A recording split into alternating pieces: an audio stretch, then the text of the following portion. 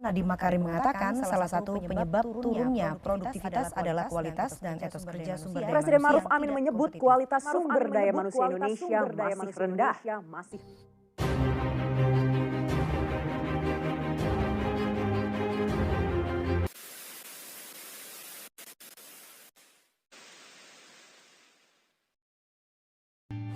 Rendahnya kualitas SDM di Indonesia merupakan salah satu masalah mendasar yang dapat menghambat pembangunan dan perkembangan ekonomi nasional. Berdasarkan data dari Global Innovation Index 2019 menyatakan bahwa Indonesia terletak di posisi 85 dari 129 negara paling inovatif di seluruh dunia. Hal tersebut akan menjadi batu sandungan dalam persaingan mutu yang sangat ketat, terutama di era globalisasi seperti saat ini. Jika bangsa Indonesia ingin berperan dalam persaingan global, maka langkah pertama yang harus dilakukan adalah menata kualitas sumber daya manusia, baik dari segi intelektual, spiritual, kreativitas, moral, maupun tanggung jawab.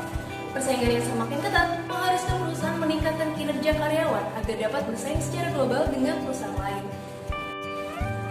Untuk meningkatkan kinerja karyawan, diperlukan motivasi kerja, lingkungan kerja, dan budaya kerja yang mendukung.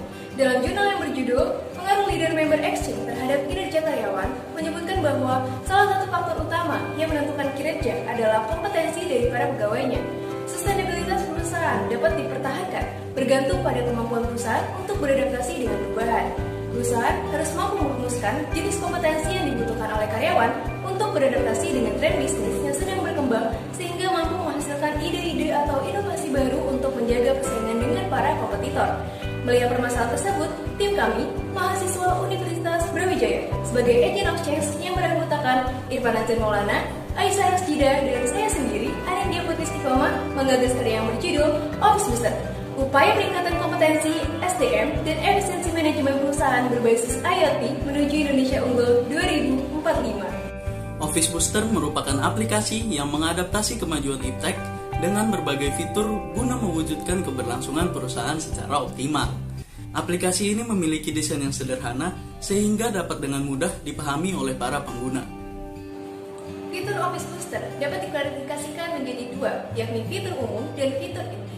Fitur umum bertujuan dalam menunjang operasional Office Booster. Fitur umum terdiri dari menu utama, notifikasi, dan profil pengguna. Fitur ini bertujuan dalam mendeteksi apakah pengguna merupakan seorang karyawan atau manajer. Hal tersebut nantinya akan berkaitan erat dengan fitur inti. Sama halnya dengan notifikasi pada umumnya. Notifikasi dalam Office Booster memuat hal-hal terbaru.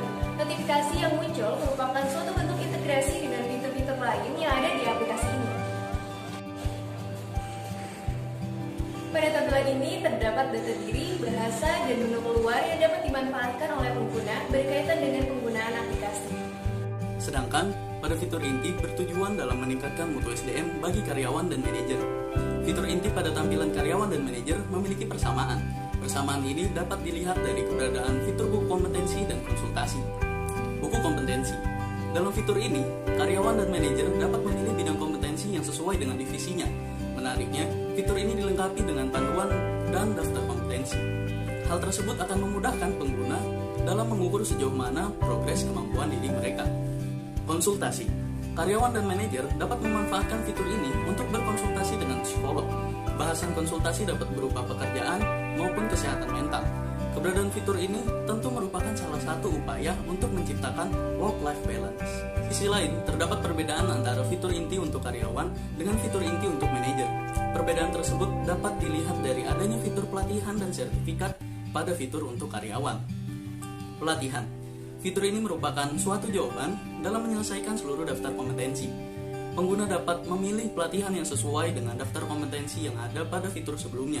Selain itu, fitur ini dilengkapi dengan live class yang dapat diikuti oleh para pengguna secara interaktif. Sertifikat. Apabila pengguna memiliki keinginan untuk mendapatkan sertifikat, pengguna dapat mengikuti tes yang tersedia pada aplikasi. Sertifikat ini dapat diakses secara gratis. Sedangkan pada fitur untuk manajer, terdapat rapor SDM dan rapor KPI. Keduanya memanfaatkan data penilaian dari Human Resource yang terintegrasi dengan aplikasi. Rapor SDM. Fitur ini menyajikan penilaian seluruh individu dalam divisi terkait dalam bentuk grafik. Hal tersebut tentu akan memudahkan manajer dalam menilai performa karyawan di tiap divisinya. KPI. Key Performance Indicator. Fitur ini menampilkan performa karyawan secara lebih detail. Hasil analisis dari fitur ini akan berdampak besar terhadap efisiensi kontrol dan evaluasi terhadap kinerja karyawan. Dalam menggagas aplikasi Office Booster, metode analisis yang kami gunakan yakni SWOT. SWOT merupakan kepanjangan dari Strength, Weakness, Opportunities, and Threats. Penggunaan metode analisis ini mampu menilai sejauh mana kelayakan suatu proyek atau strategi yang sedang dijalankan. Analisis SWOT dari Office Booster dapat diuraikan dalam tabel berikut.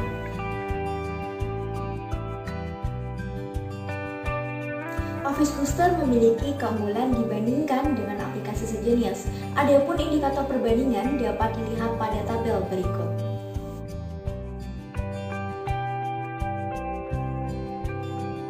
Metode yang kami gunakan dalam merancang Office Booster adalah MDLC.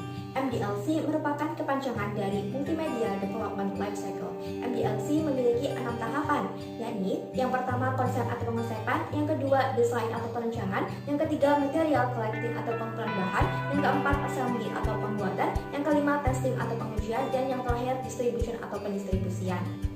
Pada dasarnya, metode MDLC dalam pembuatan aplikasi akan membantu pengembangan fungsi aplikasi secara berkelanjutan. Untuk itu, diperlukan adanya sistem yang terintegrasi dalam operasional manajemen perusahaan.